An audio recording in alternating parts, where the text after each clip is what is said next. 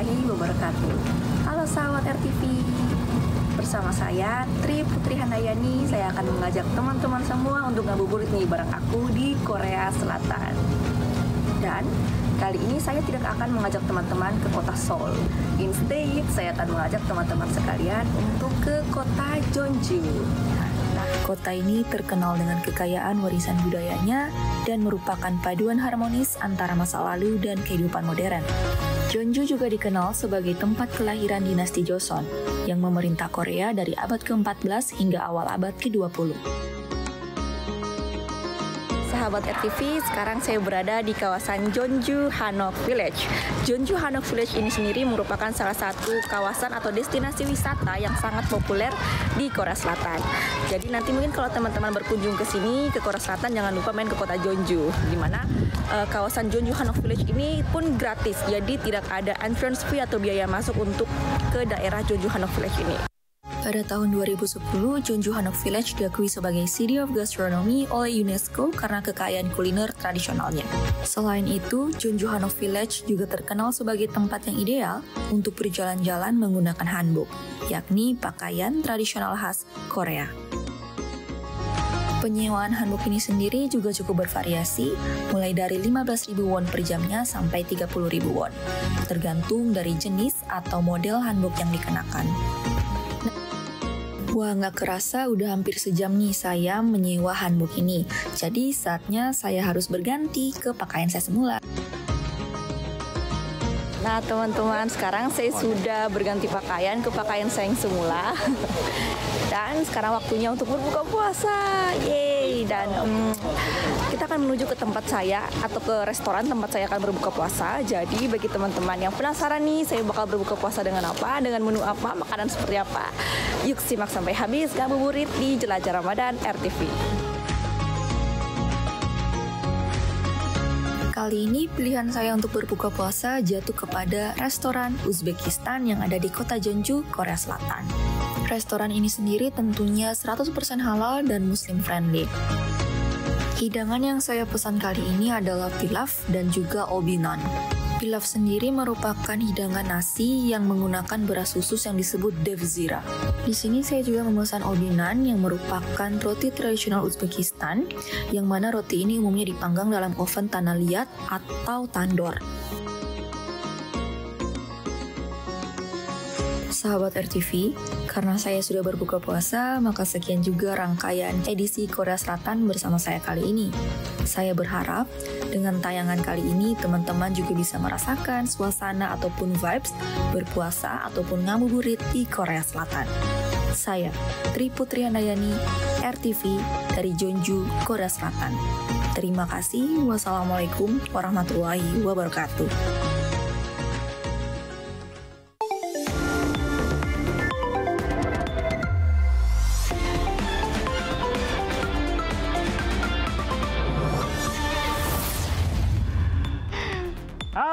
Selamat malam sahabat RTV, balik lagi di Lensa Indonesia Malam nih ya. Bersama saya Oscar Haris. Dan saya Retno Ayu. Tadi kita udah diajak mengelilingi Korea untuk nunggu buka puasa ya. Benar, suasana Ramadan di sana ya agak berbeda pasti sama Indonesia. Betul, ya. menunya juga tuh kayaknya ya. Tapi kalau tadi kita udah disuguhin ngabuburit di Korea Selatan, kita sekarang balik ke dalam negeri dulu deh ya.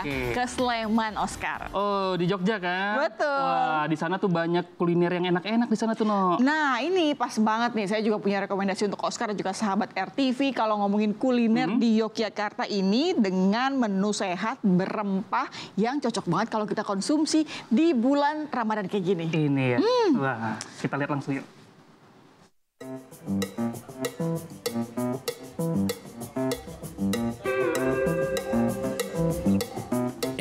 Ada yang putih berkilau tegak berdiri nih.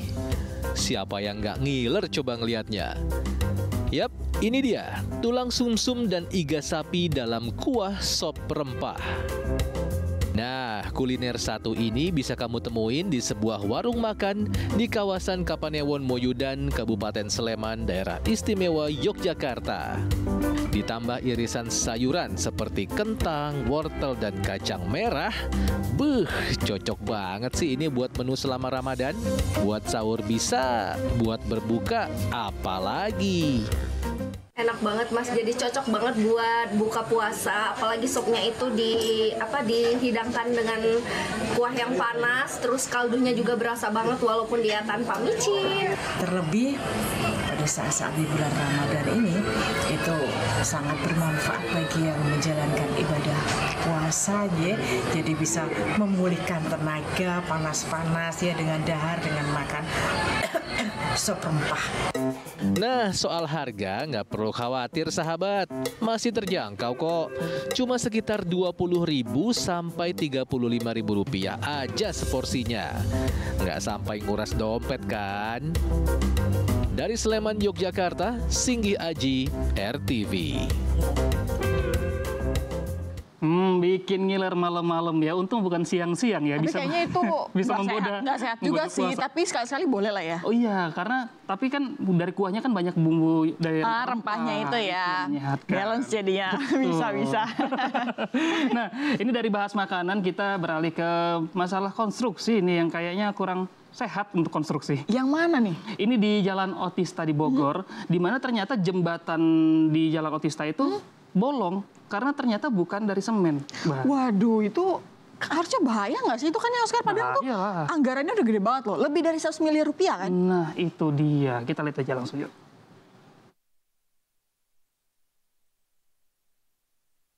Loh, ini tembok jembatan kelihatannya kokoh, tapi kenapa bolong ya? Wah, ini nih yang lagi viral di medsos. Kelihatan serat fibernya lagi. Artinya bukan dari beton dong. Daripada menduga-duga, yuk kita cek langsung ke sana. Oh, ternyata udah langsung ditambal nih sahabat. Udah nggak ada yang bolong lagi nih. Tapi materialnya dari apa ya? Ternyata bukan beton ya sahabat. Seperti dari material gipsum yang dilapisi semen gitu, kemudian dipoles dengan cat. Padahal jembatan selebar 22 meter ini diresmikan oleh Presiden Joko Widodo pada Desember 2023 lalu loh, dengan anggaran 101 miliar rupiah. Tapi kenapa cuma di ujung-ujung jembatan doang yang terbuat dari beton? Kalau begini apa nggak jadi bahaya ya? Namanya jembatan kan harus kokoh, apalagi dilewati banyak kendaraan bermotor. Belum lagi kalau kita bicara anggaran, di RAB-nya spesifikasi materialnya apa ya? Kalau nggak sesuai spesifikasi, berarti ada indikasi korupsi tuh. Nah loh, moga-moga aja nggak ya. Dari Bogor, Jawa Barat, Salsabila Alkatiri dan Leandro Anggara, RTV. Kan bahaya banget ya. Semoga bisa segera diperbaiki, apalagi ini kan udah mau lebaran, jadi Itu bisa sih lebih aman gitu. Betul, Ya itu kan? sih udah diperbaiki, udah ditambal. Cuman kan pertanyaannya tuh spesifikasi materialnya itu sesuai atau tidak? Coba Gitu. dibenahi deh ya. Ini Betul. jelang-jelang lebaran kayak gini. Tapi kalau ngomongin lebaran nih, apa sih yang paling ditunggu sama Oscar nih? Apa ya? Baju lebaran, THR dong pastinya. Wah itu ya, apalagi ini udah setengahnya lagi nih menjelang hari lebaran. Tapi kalau ngomongin THR, kalau karyawan kayak kita nih minta ke perusahaan, mungkin masih wajar ya, karena kan ada di Betul. kontrak. Tapi ini ada lurah masa minta THR ke pengusaha kasur, Oscar. Oh ini yang di Bekasi itu kan. Jadi dia minta THR ke pengusaha kasur, tapi bukan dalam bentuk uang, tapi dalam bentuk AC atau pendingin ruangan. Oh barang, kalau barang gitu masuknya gratifikasi nggak sih ya? Masuknya gratifikasi atau enggak ya? Kita lihat aja langsung yuk.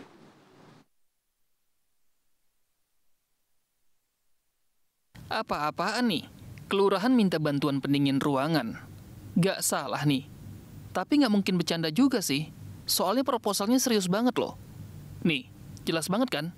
Di proposalnya tertulis, Kelurahan Jatiraden, Kecamatan Jati Sampurna, Kota Bekasi, Jawa Barat, yang ditujukan ke pengusaha kasur. Pakai kop surat dan stempel lagi. Proposal ini pun seketika viral dan menuai beragam komentar nyinyir dari warganet.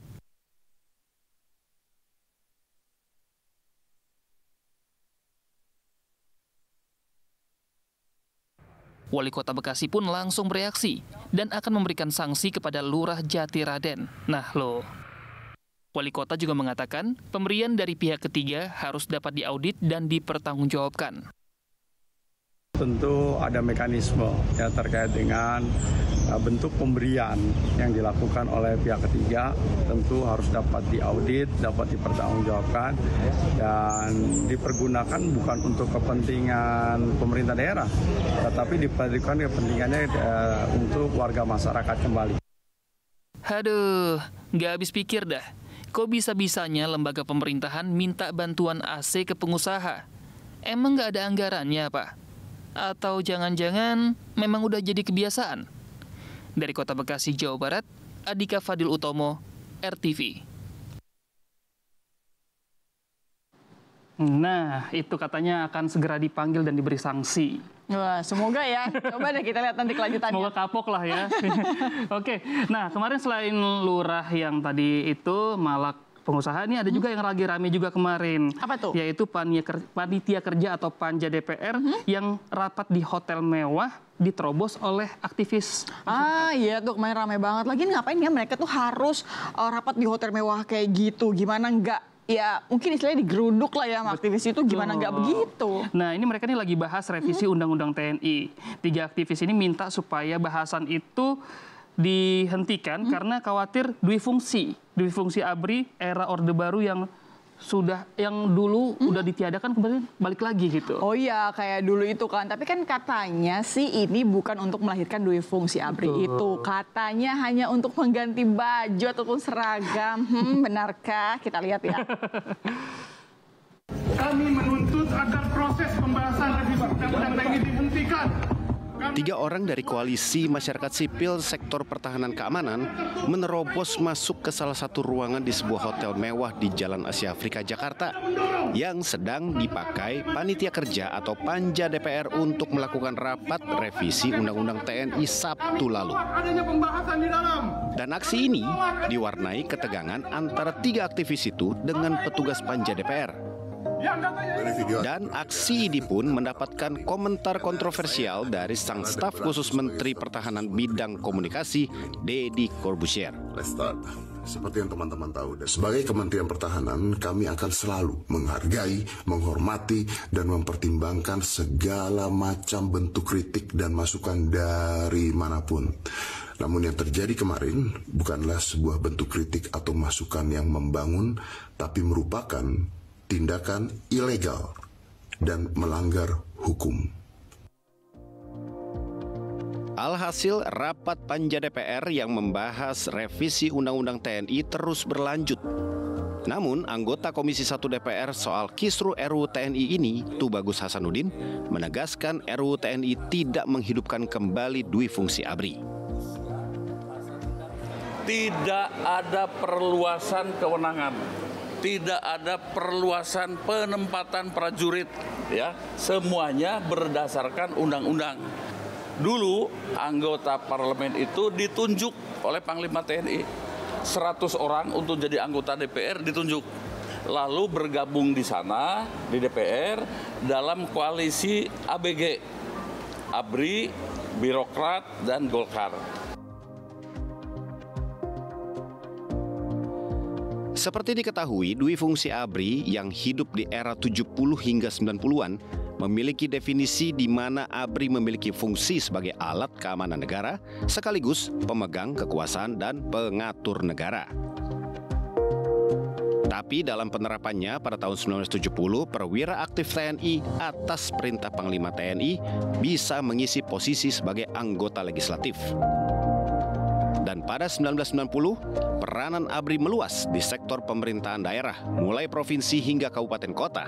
Ditambah lagi dengan posisi strategis seperti duta besar, pimpinan perusahaan milik negara, hingga menteri kabinet. Lalu jika kita melihat dari hasil RUU TNI, memang posisi legislatif, eksekutif tak lagi bisa dipegang perwira TNI aktif. Namun sahabat, bisa lihat sendiri posisi-posisi yang ada di 16 lembaga yang bisa dijabat perwira aktif TNI. Jadi, RUU TNI menjamin tidak kembalinya dui fungsi TNI. Tapi, dengan keberadaan 16 posisi kementerian dan lembaga yang bisa dijabat perwira aktif TNI, akan membuat bias. Dui fungsi TNI memang tidak kembali, hanya berubah baju. Dari Jakarta, Tim Liputan RTV.